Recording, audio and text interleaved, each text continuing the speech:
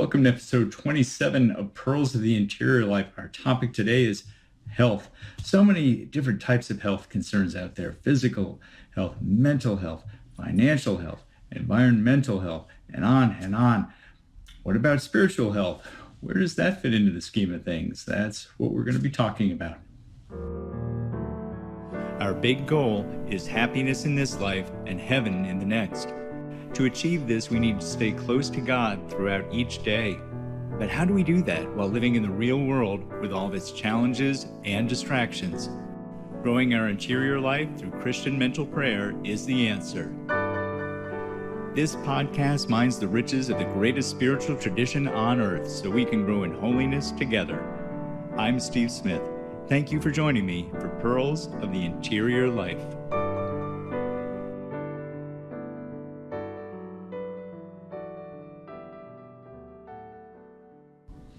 Thank you for tuning into this episode. Thank you, as always, for making this time for the Lord. So our topic of health, it's always such a hot topic. Even you look at it from the perspective of the economy, so much of it is driven by health, certainly just, healthcare formally, very much so, but then even allied areas of fitness, physical training, and mental health with its many variants as we start moving away from true psychiatric health to psychological counseling to just general emotional health and well-being. And then somewhere woven through all of that is also spiritual health, at least for all but the most hardened of atheists. So we have physical health, mental health, and spiritual health. But not all are equal, and the approaches to each are so widely varied. So where are we to start? Certainly Christianity provides one approach and the world provides another approach. Let's go with another approach first. Let's start with the way the world looks at things. And the world generally starts with physical health. Okay? And because we're physical beings, it's the easiest thing to be aware of. We can see our body. We can feel our body. We have millions and millions of nerves and autonomic responses that kick in the second something isn't quite right. So we're instantly aware and in tune with how we're doing and how we're feeling. And more than that, that's just the negative side of things. Then on the somewhat positive or proactive side, there's just so much more awareness now. Everyone is spending untold hours at the gym to become Mr. and Mrs. America, to be able to lift colossal amounts of weight and burn cheesecakes worth of calories. And to what end? But physical health, very high priority in a very material world where we're just focused on the here and now, what we can feel and touch. Then a very close second comes mental health, and in that we're grouping psychological, emotional health, and so on. And it's not surprising that it's a close second because, yes, while we can't see our psyche the way we can our body, we can certainly experience our thoughts, our emotions, anxiety, the good and bad consequences of our decisions. So there's still an immediacy there to it. And so there are more and more hours with psychiatric counseling. There's more and more pills that are being popped, more and more. Well, they're not books being read anymore. It's content being consumed. All of it with a very narrow focus of mental health, though. It very much attuned to empowerment, to affirmation, well-being, that sort of thing. Okay? Physical health, mental health, then far in the distance, in the third place is spiritual health. And generally it's spiritual health in this loosey-goosey approach to it that is actually more an outcome from the physical health and the mental health. You have this general mindset of the world that if we get those two right, the big two, get our body and our mind to the extent of our thoughts and our emotions that are on the surface, get all that right, then somehow our spirit tags along with it. There's the world's approach to health. Okay, so that's an extremely simplified look at the world's approach to health, but it's sufficient for our needs now. The hierarchy, you gotta agree, is spot on. Okay, fine, Mr. Smarty Pants. And that's all this. I mean, I know we all get this, but it's good to spell it out once in a while. We understand the world gets things backwards, but we're constantly just swimming in it. So yeah, it's good to remind ourselves of what the truth of the situation is. And here, just even starting with the word, health comes from Old English words that mean whole and holy and sacred. So just whole. Spiritual can't just be some afterthought. I get my body looking good and buff, and I get some good positive thoughts going on, and my spirit's going to go on for the ride. No, no. All of it has to be considered together. And then it means to be sacred or holy. So in fact, if there is an ordering to things, and there sure enough is, well, the spirit needs to come first. We get ourselves sacred and holy, and then the other good things flow from that. And actually, Christian anthropology teaches us this in spades, because our spirit is the higher part of our being. Between spirit and body, it is in our spirit that we're made in the image and likeness of God, because he breathes his spirit into us. That's where we have our powers, our rational powers of intellect and will. So in our spirit, we're made in the image of likeness of God. In our body, we resemble the animals. So which do we want to attend to first? Which part of our being? The part of our being that's more like God, or the part of our being that's more like Lassie? Right, we should start with God. Okay, so how does our spirit become healthy? What is the gem or the magic bottle of pills for our spirit? Well, it's to be united with the Spirit of Christ, the Holy Spirit. That is the source of life for our spirit when it shares in the life of the Trinity. That is where we become healthy. That, by the way, again, is what the 30 Days of Christian Meditation retreat is all about, because that's Christian meditation is at the core of doing that, uniting our spirit with the Trinity. And that's where health comes from. That's where we start transforming ourselves and turning away from ourself, turning away from sin, turning away from worldly attachments, and turning to God. That is the health regimen for our spirit. Next flows our psyche, comes the mental health. See how we're reversing the order of things from the world. Okay, so what is the path to psychological health?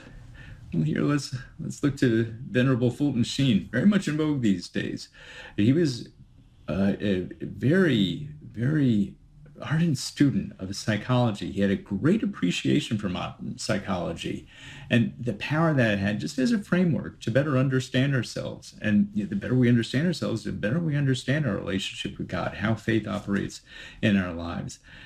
And so he appreciated Freud and Jung and ideas of the ego and it, and he understood the ego to be in capturing that aspect of us from which pride operates.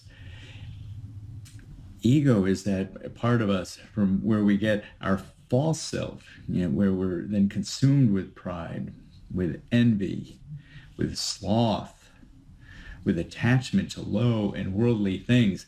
And so when we can characterize that, that is what must be crushed and annihilated by turning away from that part of ourself. Deny yourself, take up your cross and follow me. That's what we deny. That's what we get rid of. Then the true self, the us, our true personality that God has given us, our God-given talents and vibrancy, then that comes forth.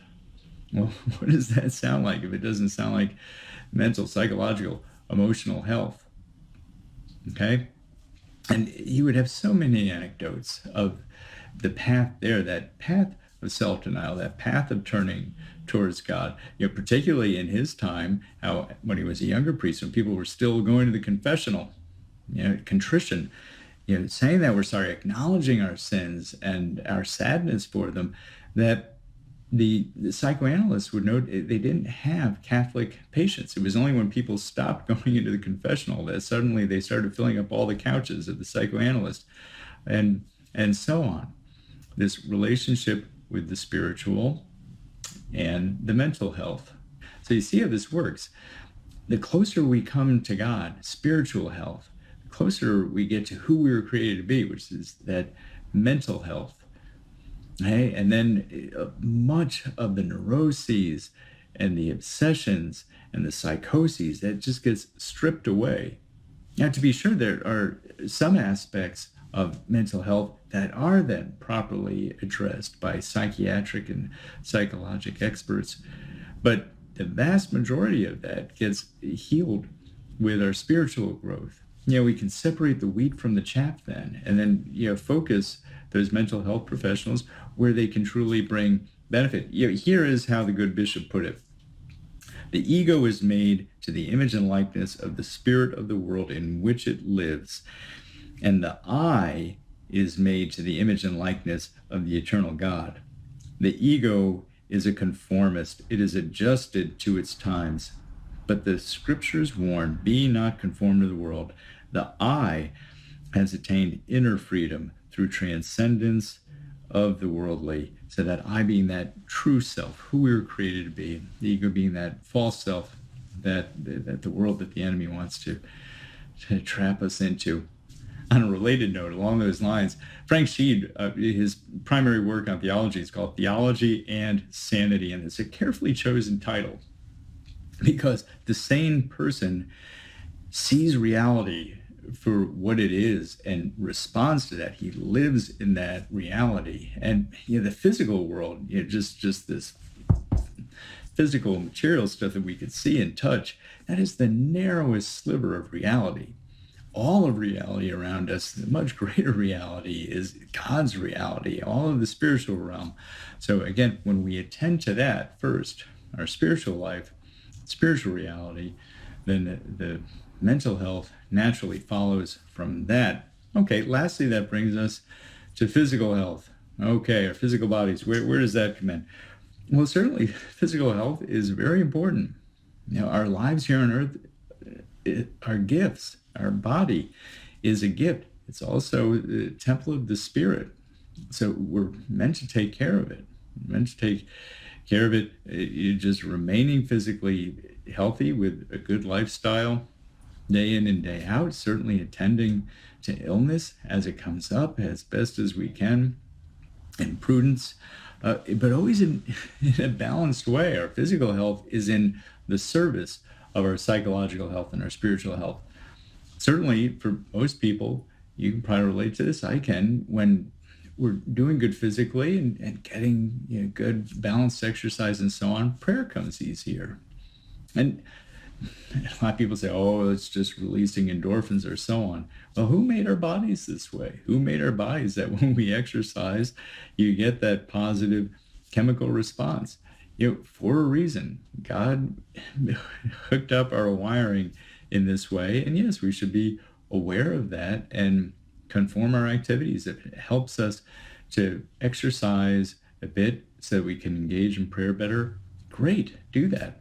But by the same token, on those days when we're not able to, well, then we accept that and we still continue with our prayer and our other spiritual regimens.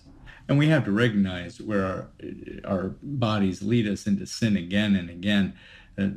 Sloth and lust and gluttony and vanity, you name it. And this is where the Desert Fathers were very attuned to this. Their approach to dealing with the body and physical health was figuring out the minimum amount of sustenance that was necessary to sustain life and cut it in half. Basically, they would trust, if I'm meant to stay alive for another day, God will keep me alive.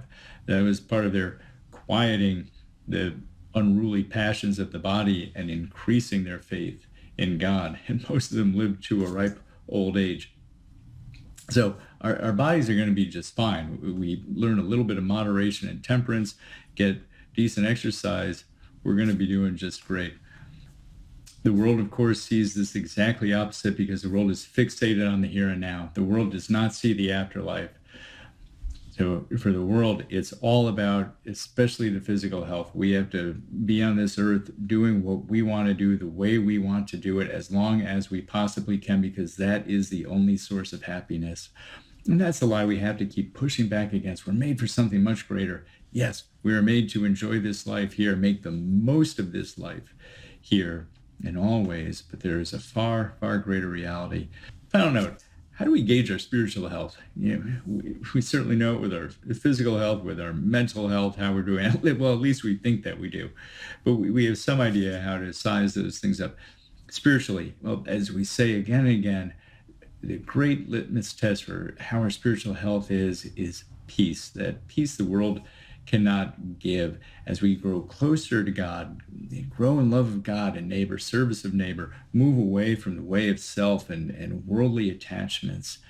What always comes along with that is peace. Here's how Father Gary Lagrange puts it. The fruit of the purification of the will is peace. This peace is not always joy, but it tends to become more profound and more lofty and to radiate even on the most troubled souls. So again, even when we're in the midst of trials and troubles and tribulations, there's an underlying peace that is there, a deep, abiding peace, not just some peace, love, joy thing that the hippy-dippy world wants to somehow claim for itself. Now, this is peace that God gives that can't be forged, can't be counterfeited, and carries us through even those times of trouble. So with that, I wish you great health in every respect. I look forward to being with you again.